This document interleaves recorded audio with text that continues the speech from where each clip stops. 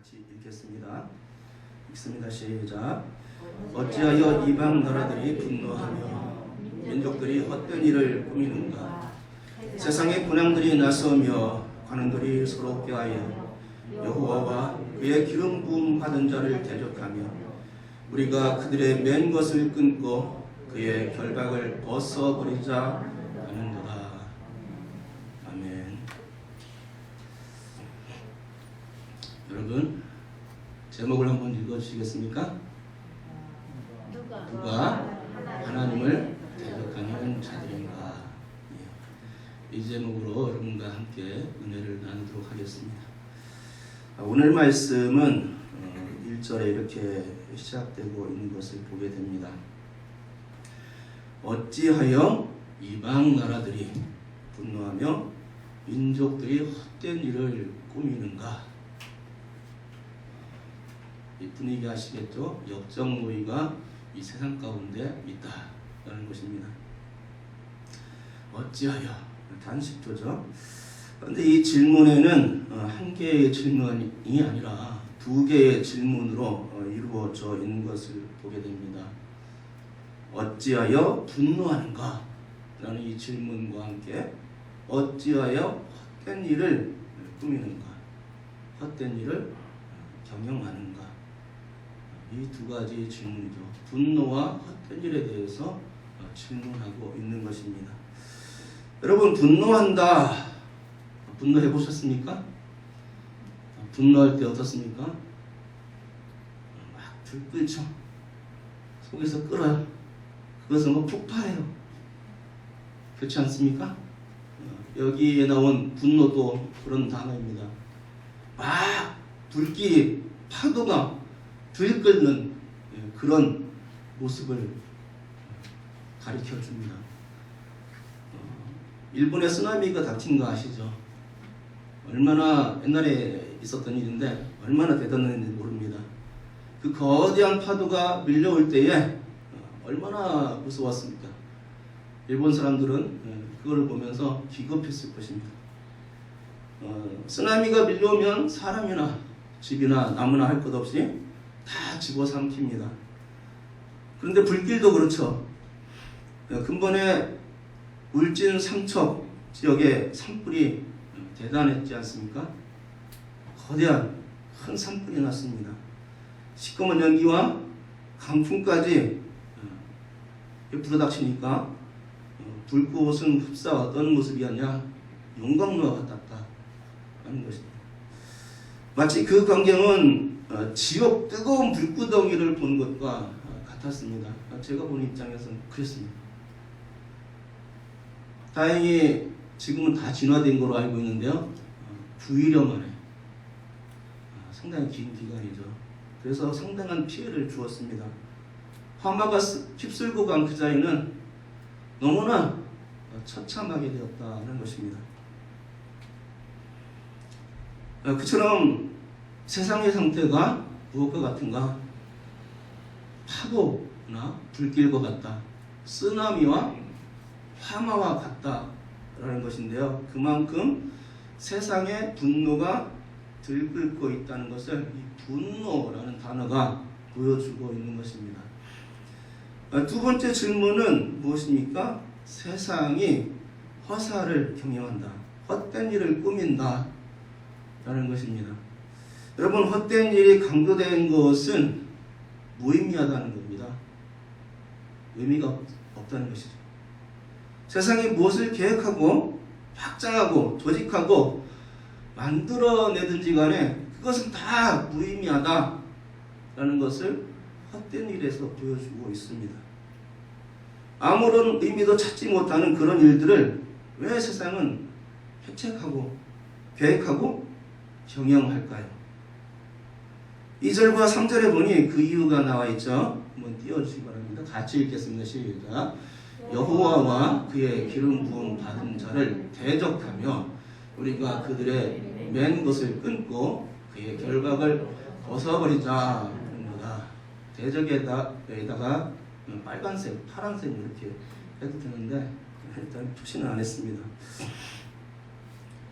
자, 이게 바로 이유입니다. 세상이 분노하고 헛된 일을 꾸미는 이유, 거기 나오죠. 대적했다. 그리고 그 맨 것을 끊고 그 결박을 벗어버리기 위해서 그렇게 하고 있다는 것입니다. 세상 나라들, 열방의 민족들이 이방의 군왕들과 관원들이 분노하며 서로 꾀하는 헛된 일, 그게 무엇입니까? 바로 하나님을 대적하기 위해서라는 것이죠. 예수 그리스도 하나님의 아들을 대적하기 위해서 이방 나라들이 그렇게 들끓고 그렇게 수많은 계획들을 세우게 바빴다, 분주했다는 것입니다. 그런데 세상의 악인들이 이처럼 하나님을 대적하는 이유가 너무나도 궁색해 보이는데요. 그것은 무엇입니까? 아까 이 빨간색, 우리가 그들의 맨 것을 끊고 그의 결박을 벗어버리기 위해서. 그것은 뭡니까? 자유를 얻기 위해서. 그들 스스로 뭔가 얽매여 있다고 생각하는데 그 얽매여 있는 것에서 자유를 얻기 위해서 그렇게 하고 있다는 것입니다. 제가 얼마 전에 텔레비전에서 시청한 내용이 있는데요. 이것은 실화다. 이것은 실화다 많이 좋아하십니까? 예, 우리 아내도 많이 이걸 좋아하는데 거기에 보니까 어떤 내용이 나왔냐면요. 미장원을 운영하는 남편이 있습니다. 그런데 바로 위에 자기네 이제 집이 있는데 아내에게 어떤 일을 저질렀냐면 아내의 발목에다가 쇠사슬을 묶어놓은 겁니다. 쇠사슬을 묶어놓고 이 쇠사슬 끝에는 쇠공 20kg이나 드는 무거운 쇠공, 혼자 들기에도 버거운 그런 쇠공을 쇠사슬 끝에다가 묶어놓은 겁니다. 그렇다면 왜 남편은 아내에게 사랑에도 모자랄 판에 이런 쇠사슬과 쇠공을 묶어놓게 되었는가? 그런데 더 과관인 것이 있습니다.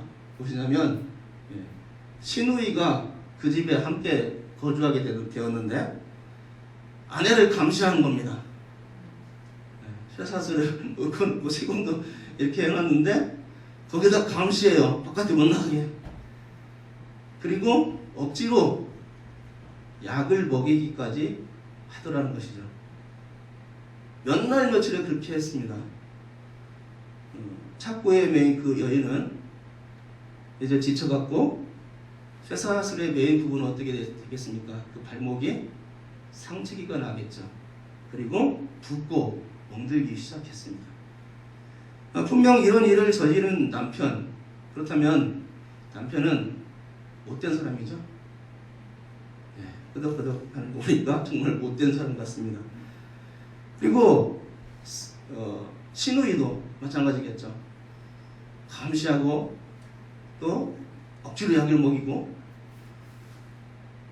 그러니까 아내를 사랑하지 않는 남편과 새언니를 미워하는 시누이가 이 나쁜 사람이 되어 있는 것입니다. 자, 그런데 반전이 있습니다. 남편과 시누이가 그렇게 할 수밖에 없었던 이유가 있었다는 것이죠. 그것은 사랑하는 아내가 도박과 술에 빠져 있었기 때문입니다. 이해가 되시겠죠? 도박과 술에 빠져서 건강을 잃어가고 있었던 것입니다. 속이 다 상했어요. 그래서 약을 안 먹으면 어떻게 됩니까? 잘못하면, 자칫하면 생명을 잃을 수 있는 겁니다. 죽을 수가 있는 거예요. 집에 붙들어 놓지 않으면은 당장에 뛰쳐나가는 겁니다. 도박판에 가는 거예요. 그죠? 인생 망가지겠죠. 술에 임박해서 중독되었고, 그래서 술을 안 먹으면 살 수가 없는 겁니다. 그래가지고 술을 사가지고 주문해가지고 여기저기 집안에 여기저기 다 짱 박아놓는 거예요. 남편과 시누이가 그걸 다 찾아냅니다. 다 없애버립니다. 그리고 건강을 회복하기 위해서 약을 먹인 겁니다. 그렇죠? 건강이 회복되는 약이겠죠.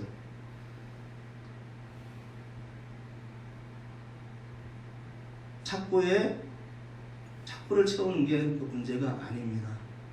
뭐가 문제입니까?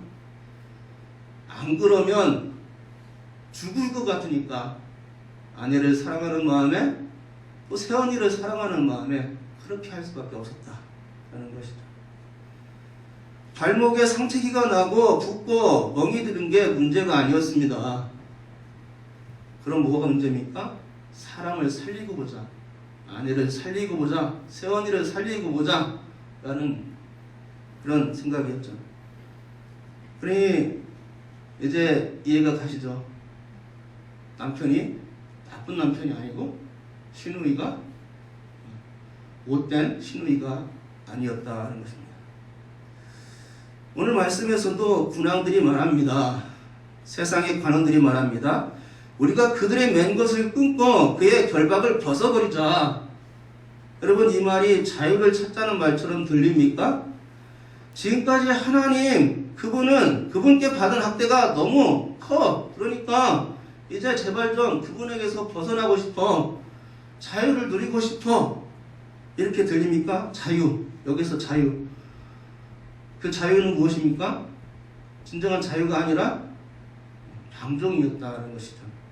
2절에서 분명히 말씀하고 있죠. 여호와와 내 기름 부음 받은 자를 대적하자. 이건 한마디로 하나님이 귀찮다는 얘기입니다. 우리 마음대로 살고 싶은데 왜 우리를 올가매고 착고에 채우고 고생케 하느냐 라는 말이죠. 그런데 그렇게 말하는 이면에는 무엇이 있습니까? 하나님의 법의 테두리를 벗어나서 마음껏 방종하고 싶은 마음이 그들의 마음이었다는 것이죠. 그런데 그럴 수가 없죠. 왜 그렇습니까? 하나님의 법이 착고로 채워져 있는 겁니다. 하나님의 말씀과 율례가 그들의 발목을 딱 붙잡고 쇠사슬로 얽매어 있는 겁니다. 그러니 귀찮죠. 하나님의 말씀, 하나님 율법이 자기를 얽매고 있으니까 자기 마음대로 못하니까 방종할 수 없으니까 얼마나 힘듭니까? 그런데 결박을 벗어버리자 이렇게 선언하고 나서는 것이 세상의 모습이다 하는 것입니다. 그러니 누가 잘못했는지 이제는 아시겠죠. 하나님이 잘못했습니까? 아니면 세상이 잘못하고 있는 겁니까? 자유가 아닌 방종을 택하면 그때는 죽는 겁니다. 그나마 하나님의 말씀이 법이 그들 세상을 묶어놓고 있기 때문에 그들이 그나마 안전한 것입니다. 하나님이 세상을 사랑하기 때문에 성경 말씀을 주신 겁니다. 이 성경책 66권을 주신 것입니다. 성경은 의로 교육하기에 충분한 책이죠. 사람들을 살리는 묘책이 그 안에 가득합니다. 성경은 사람을 사람되게 하는 생명의 처방전입니다. 하나님은 성경도 모자라서 누구까지 보내주셨습니까? 예수 그리스도까지 이 땅에 보내주셨습니다. 죽고 가는 세상을 살리기 위해서였습니다. 방종하면 죽기에 그냥 놔두면 그냥 지옥으로 떨어지는 겁니다. 하나님의 말씀을 떠나면 살 수 없기에 죄의 낙을 누리고 욕심대로 살아가면 생명의 가능성이 없기에 어떻게든 살려보려고 성경도 주시고 예수님도 이 땅에 보내주신 것이죠. 세상이 가만히 놔두면 그냥 다 죽어갈 위기에 처해 있던 것이죠. 그래서 하나님께서 은혜를 베푸신 것입니다. 그러니까 여러분 어떻습니까? 하나님이 나쁜 하나님입니까? 예수가 나쁜 예수인가요? 그럴 수가 없는 것이죠. 성경의 약처방이 나쁜 약처방이 아니라 하는 것입니다. 예수는 얼마나 좋은 역할을 이 세상에 감당했는지 모릅니다. 여러분, 하나님과 예수 그리스도를 대적할 이유가 그래서 없습니다. 오히려 그분을 사랑하고 그분께 감사하고 찬양과 영광을 돌려야 하는 것이 바로 세상입니다. 우리에게 크신 은혜를 베풀어 주시고 생명을 주시려는 하나님과 그 아들 예수 그리스도를 대적해서 과연 무슨 유익을 얻을 수 있을까요? 지금 발목이 조금 아플지라도 그걸 기반으로 해서 생명을 찾는 게 더 중요한 겁니다. 발목 조금 아픈 것 때문에 발목에 착고를 채운 것 때문에 분노하고 들끓고 비명을 지르고 누명을 씌우고 발악을 하고 자기 마음대로 다 못해서 하나님을 대적하려고 헛된 일을 꾸미는 것은 스스로 죽기 위해서 자기를 죽이기 위해서 함정을 파고 스스로 거기에 빠지는 것과 같은 상황이라는 것이다. 여러분, 그렇다면 이제 구체적으로 더 살펴보겠습니다. 누가 하나님을 대적하는 자인가? 오늘 제목이죠. 본문에는 하나님을 대적하는 자들이 이방 나라들, 민족들, 세상의 군환들, 관원들이라고 소개하고 있습니다. 근데 그게 다일까요? 그게 다가 아니라고 생각합니다. 그렇다면 또 있는가? 또 있습니다. 하나님을 대적하는 자들. 저는 그것을 7가지로 한번 생각해 보았습니다. 첫째 한번 띄워주시죠. 한번 읽겠습니다. 시작.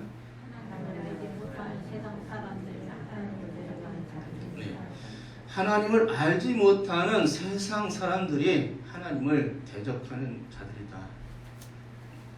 여러분, 오늘 본문에 나온 것처럼 세상 사람들입니다. 세상의 관원들, 군왕들 이런 사람들이 나오죠. 이것은 당연한 말입니다. 세상 사람들이 아무리 착해도 세상 사람들일 뿐이죠. 그들은 하나님의 사람들이 아닙니다. 그들은 영적인 비밀을 모르는 자들입니다. 하나님을 알지 못합니다. 오직 누구만 아냐? 자기 자신들만 알 뿐입니다. 자기만 알기에 하나님을 의할 수 없는 자들이죠. 그들의 생각이 아무리 착하고 법 없이 산다고 해도 그들의 삶은 인본주의적일 수밖에 없습니다. 하나님을 모르기 때문에 신본주의적으로 살 수가 없는 겁니다. 스스로 죄의 굴레에서도 벗어날 수가 없습니다. 하나님이 도와주셔야 죄의 굴레에서 벗어나는데 그럴 수가 없는 것이죠. 죄가 있으면 절대로 하나님과 화목할 수가 없습니다. 하나님과 원수되죠. 화목할 수 없다는 그 자체가 대적자요, 하나님의 심판을 피할 수 없는 처지가 된다는 것을 부인할 수 없는 겁니다. 둘째로는 하나님을 안다지만, 둘째 띄워주시죠. 같이 읽겠습니다. 시작. 하나님을 안다지만 자기의 뜻에 더 충실한 자들이 하나님을 대적하는 자들입니다. 여러분, 역사적으로 볼 때에 이스라엘은 선민이자 성민이었습니다. 그것을 자부했던 자들입니다. 그런데 그렇게 선민을 이렇게 노래하며 자처하고 자랑했던 그들이 사사시대에는 어떻게 살았습니까? 자기 마음대로 살았습니다. 하나님이 법이 없었죠. 자기가 법이었습니다. 그때는 하나님이 그렇게 중요하지도 않고 하나님의 뜻도 중요하게 생각하지 않았습니다. 무엇이 중요했냐? 자기의 소견이 중요했다는 것입니다. 여러분, 소견과 소신은 다르죠. 소신은 분명한 철학과 가치관이 깃든 말입니다. 그러나 소견은 그게 아닙니다. 뚜렷한 목적과 가치를 추구하는 것이 아니라 내키는 대로 사는 것을 소견이라고 말할 수 있겠죠. 욕심과 미혹에 끌려서 사는 삶, 이것이 소견입니다. 그래서 사사시대에 얼마나 다양한 생각들이 존재했을까 생각해보면 사사기에는 이렇게 기록되어 있죠. 각자 자기 소견에 옳은 대로 살았다, 이렇게 말씀하고 있는 것입니다. 각자이죠. 각자. 열이면 열, 백이면 백, 천이면 천, 만이면 만, 다 자기 소견이 있었다는 것입니다. 얼마나 다양한 생각들이 세상을 지배하고 있었겠습니까? 그런 시대가 바로 사사시대였다는 것입니다. 무질서와 혼돈, 카오스가 따로 없었습니다. 여러분, 그런데 지금 교회 공동체의 모습이 하나가 되지 못하고 각자의 소견대로 자기 뜻만 주장한다면 어떻게 될까요? 배가 산으로 가는 것 아닙니까? 그렇게 되면 교회는 망합니다. 그 공동체는 세워지질 않습니다. 어떻게 망하지 않고 어떻게 세워지겠습니까? 그러니까 교회에서는 예수 그리스도를 중심으로 하나가 되어야 한다는 것이죠. 올바른 신앙적 철학과 공동체가 하나 되려는 가치관이 분명해져야만 합니다. 그래야 교회가 살 수 있습니다. 안 그러면 그런 모습 자체가 하나님을 대적한 일이 될 수 있습니다. 교회는 갈래 갈라지는 아픔을 겪게 되겠고, 그렇게 갈라질 때에 누구의 마음까지 갈라지느냐? 예수님의 마음까지 갈라지고 그분을 슬프게 하는 일이 될 것입니다.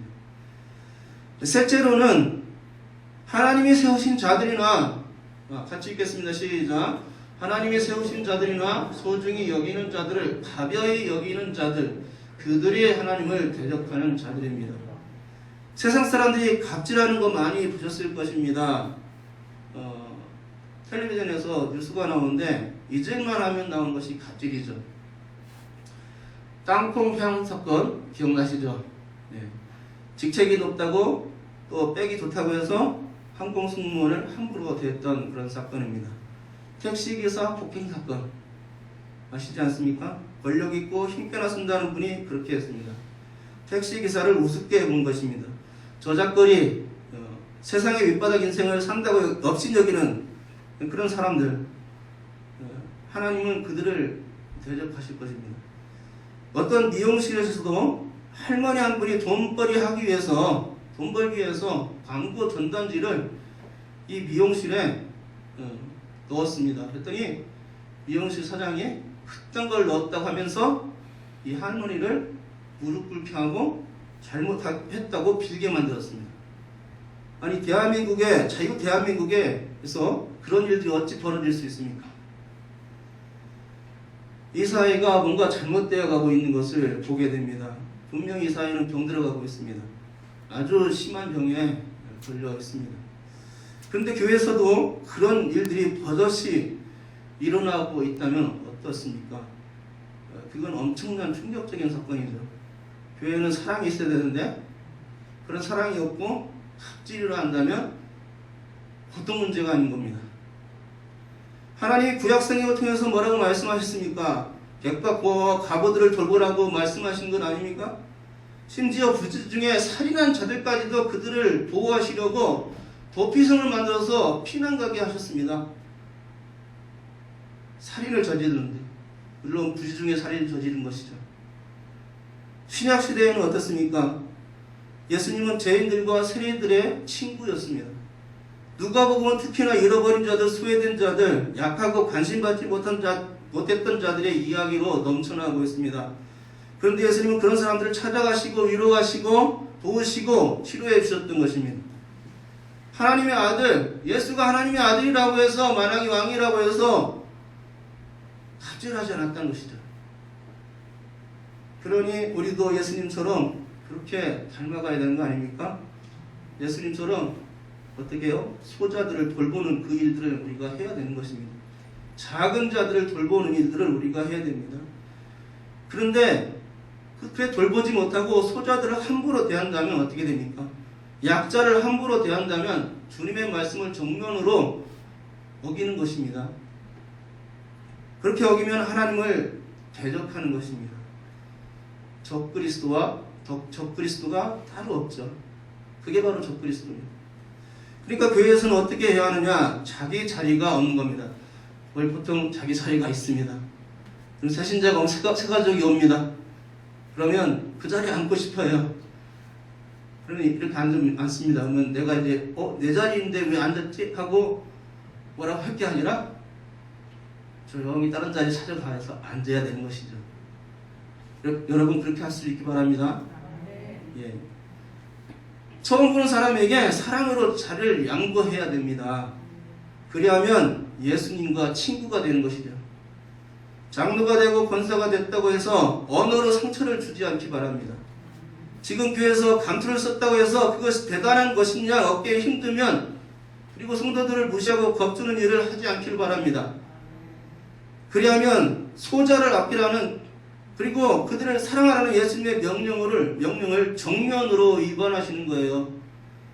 예수 믿는 사람들은 언제나 보리가 아니라 벼이삭이 되어야 되는 겁니다. 시간이 지나갈수록 성숙해지고 원숙해지고 겸손해지고 고개를 숙일 수 있어야만 합니다. 예수님을 닮아가야 하는 것이죠. 안 그러면 예수님을 대적하는 일이 되는 줄 믿습니다. 명심하시기 바랍니다. 우리 따라 하시죠. 약자를 아끼자. 겸손하자. 넷째로 보겠습니다. 같이 읽겠습니다. 시작. 하나님의 사역의 근본 취지를 몰라서 게으르거나 태만하고 정직의 사역의 열매를 하나님께 드리지 못하는 것이 하나님을 대적하는 자들입니다. 있습니까? 네. 여러분, 달란트 비율을 잘 알지 않습니까? 5달란트 받은 자와 2달란트 받은 자는 열심히 장사를 해서 자신의 재능을 주인을 위해서 사용했죠. 그 결과 2배의 수익을 얻었고 결국 주인이 왔을 때에 그 땀의 대가로 드림으로써 칭찬을 받게 되는 것입니다. 그러나 1달란트 받은 자는 어찌했습니까? 그냥 땅에 묻어 두었습니다. 그가 한 것은 아무것도 없었습니다. 그는 주인의 생각이 무엇인지, 주인이 과연 무엇을 원하는지 전혀 생각을 하지 않았고 관심 갖지도 않았습니다. 그냥 처음 받았던 돈을 그냥 땅속에 묻어두었습니다. 만약 주인의 뜻을 조금이라도 헤아렸다면 그는 어떻게 했을까요? 취리하는 자들에게 가서 돈을 맡기고 이자를 받아서 그것이라도 주인에게 드렸을 것입니다. 하지만 그렇게 하지 않았죠. 그냥 자신의 재능을 그냥 묵혀버렸습니다. 그 결과가 어떻게 되었습니까? 처음에 받은 것밖에 드릴 것이 없었죠. 그리고 나서 바깥 얻은 곳으로 쫓겨나게 됩니다. 참 딱한 종이 되어버린 것입니다. 여러분, 예수님은 예루살렘에 입성하실 때에 시장하셨습니다. 그래서 무화과 나무에서 열매를 찾아봤습니다. 그러나 열매를 찾을 수 있었습니까? 그 무화과 나무는 열매가 없었습니다. 열리지 않았습니다. 나무는 시장하신 예수님의 배를 채워드릴 열매를 전혀 준비하지 못했던 것입니다. 그리할 때 그 나무가 어떻게 되었습니까?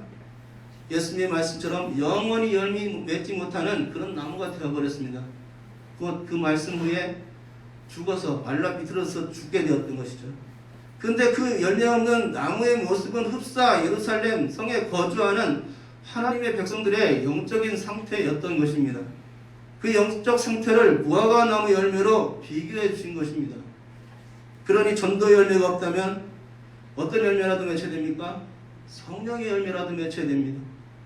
선한 열매, 의의 열매를 맺히기 위해서 힘써야 됩니다. 예수를 믿을 때 열심히 믿고 순종의 열매를 맺혀야 됩니다. 그렇지 않겠습니까? 그런 열매들로 우리 주님께 드려야 되는 겁니다. 그래야 주님께서 기쁘시고 또 주님의 허기진 배가 채워질 거 아닙니까? 그죠? 주님의 허기진 배를 채워드릴 수 있는 여러분 열매를 많이 맺을 수 있길 바랍니다. 5째 같이 읽겠습니다. 시작. 진리를 실천하지 않고 거칠애로 포장된 신앙을 하며 타인을 비판하기를 좋아하는 자들이 하나님을 대적하는 자들입니다. 이것은 갑질까지는 아닐 수 있습니다. 하지만 포장된 신앙이죠. 복음서에 그 대표적인 사람들이 나옵니다. 누굽니까? 바리새인들이죠. 그들은 회당과 길거리 어귀에서 기도하는 것을 좋아하는 사람들로 나옵니다. 왜 그랬을까요? 자랑하고 싶어서. 나 이 정도야. 나의 신앙이 이 정도라니까. 내가 영성이 얼마나 좋은데. 사람들이 보는 앞에서 열심히 기도하는 모습 보입니다. 그러면은 진짜 자기 신앙이 좋은 줄 알고. 그죠? 그들은 고르반 하나님께 드림이 되었다고 하기만 하면 부모를 공경하지 않아도 된다. 이렇게 생각했습니다. 왜 그렇겠습니까? 전통적인 신앙이 좋은 것을 여기기 때문에. 그동안 그들은 그것을 전통이라고 생각했습니다. 전통을 지키는 것이 최고야. 부모 공경하지 않은데 고르반 이렇게 선언했습니다. 바리새인들은 성전 한켠에서 울면서 부르짖는 세리의 기도를 우습게 여겼습니다. 그러면서 자신의 기도를 들으시는 하나님을 찬양했죠. 그들이 기도한 후에 누구의 기도가 응답되었겠습니까? 바리새인일까요? 하나님을 찬양했습니까? 아닙니다. 울부짖으면서 기도했던 세리의 기도가 응답되었습니다. 회칠한 무덤, 평토장한 무덤, 겉으로는 회를 칠해서 번들으라 하지만 속에는 시체가 썩어서 그 냄새가 진동하는데 어찌 그런 신앙을 좋은 신앙으로 말할 수 있을까요? 하나님이 하나님께 드림이 되고 합당한 신앙이 될 거라고 생각할 수가 없습니다. 겉과 속이 다 다르고 상황과 때마다 말이 달라지고 자신의 이속과 평판을 얻기 위해서 어떤 수도 써대는 그리스도인들은 진정한 그리스도인이라고 볼 수가 없겠지요. 여섯째입니다. 같이 읽겠습니다. 시작. 하나님의 말씀을 더하거나 빼거나 하여서 그분의 말씀을 오용하고 남용하여 진리를 훼손하고 하나님의 말씀을 허무는 자들이 하나님을 대적하는 자들입니다. 여러분, 세상에는 수많은 이단들이 있습니다. 역사적으로 볼 때에도 굉장한 이단들이 많았습니다. 역사적으로 하나님의 그 말씀을 흐리고 허무는 이단들 때문에 다시금 기독교의 진리를 세우려는 시도가 많았고, 그렇게 해서 태동한 것들이 바로 조직신학이요 변증학 이런 학문입니다. 그렇다면 이렇게 체계적인 신학들이 생길 수 있도록 도운 수많은 이단들에 대해서 기독교인들이 감사해야 할까요? 어린 반포너치도 없는 소리입니다. 이단들 때문에 얼마나 많은 수많은 영혼들이 잘못된 길로 갔습니까? 그들이 말하는 길은 큰 길이요 멸망의 길인데, 그래서 수많은 영혼들이 생명을 잃은 것입니다. 그 길로 가면 반드시 죽는데 그들 때문에 신학이 탄탄해졌다고 해서 어찌 이단은 참 좋은 역할을 했어 라고 말할 수 있겠습니까? 여러분, 이단은 다르리 끝단자를 씁니다. 끝이 조금 다른 것 뿐이죠. 완전히 다른 것이 아니라 조금 다릅니다. 그래서 이단이 되는 것입니다. 99%가 같다고 해도 1%가 다르다면 그것 때문에 이단이 되는 것입니다. 어찌 하나님의 말씀이 경계될 수 있습니까? 하나님의 말씀을 더해지거나 빼어내 버릴 수 있는 게 아닙니다. 예수님께서 말씀하셨죠. 천지는 없어지겠으나 하나님의 율법의 1.1핵이라도 없어지지 않으리라. 이 주님의 말씀을 어찌 우리가 놓치겠습니까? 그러니 성경을 여러분 대충 읽지 마시기 바랍니다. 정확히 묵상하시기 바랍니다. 모르면 물어서라도 알고 찾아서라도 알고 정확히 깨달으시기 바랍니다. 잘못된 신학이 우리 안에 들어오지 않도록 싸우시기 바랍니다. 나도 모르게 성경을 잘못 알고 있다가 이단됩니다. 수많은 이단들이 잘못 판단해가지고 사사로움을 풀다가 이단이 되어버린 겁니다. 성경을 정확히 모르니까 우리가 이단의 게임에 넘어가는 거죠. 정확한 말씀, 오류가 없는 진리에 서 있다면 왜 흔들릴까요? 왜 대적자들에게 흡수가 되겠습니까? 자, 7제입니다. 같이 읽겠습니다. 시작. 하나님을 사랑하지 않고 세상의 명예와 권력과 돈과 쾌락을 더 추구하는 자들이 하나님을 대적하는 자들입니다. 예수께서는 만몬 숭배에 대해서 말씀하셨습니다. 하나님과 재물을 겸하여 섬길 수 없다. 이게 예수님께서 단언하신 말씀입니다. 한치의 애누리도 없이 만몬 숭배하는 자들을 질타하신 것입니다. 혼합주의에 빠진 그리스도인들에게 직격탄을 날리신 말씀이죠. 그들은 한쪽에는 세상에다 발을 디디고 한쪽에는 거룩한 곳에다가 발을 디뎌보려는 얄팍한 시도를 해대죠. 어느 쪽에서건 이득을 볼 것이라는 생각에 마음을 한 곳으로 정하지 못하는 자들입니다. 하나님도 잘 믿어야 되지만 더 중요한 것은 세상에서 풍겨나온 욕심, 거기에 더 끌리는 사람들이죠. 그들에게는 신앙보다 사랑보다 이생의 자랑, 안목의 정욕, 육신의 정욕이 더 우선순위에 있는 자들입니다. 하나님의 나라와 그분의 의에 그들은 집중하지 않습니다. 여러분, 이스라엘과 유다가 왜 망했습니까? 혼합주의자들 때문에 그렇습니다. 그들이 하나님도 섬기고 이방신도 섬겼기 때문에 망해버린 것입니다. 만몬도 하나의 신이죠. 예수님은 누가 내 어머니며 동생들이고 누이냐고 반문하셨던 것입니다. 여러분, 누가 예수님의 어머니고 동생이고 누이입니까? 하나님을 사랑하는 자들이 아닙니까? 하나님을 사랑하는 자들이 예수님의 어머니고 동생들이고 누이가 되는 줄 믿습니다. 여러분이 정말로 하나님을 사랑하시기 바랍니다. 세상의 그 어떤 것보다도 하나님을 더욱더 사랑하시기 바랍니다. 그래야만 하나님을 대적하는 자들이 결코 되지 않을 것입니다. 결론을 맺겠습니다. 하나님을 대적하지 맙시다. 같이 따라서 해봅시다. 시작. 하나님을 대적하지 맙시다. 예수 그리스도를 사랑합시다. 따라서 해봅시다. 시작. 예수 그리스도를 사랑합시다.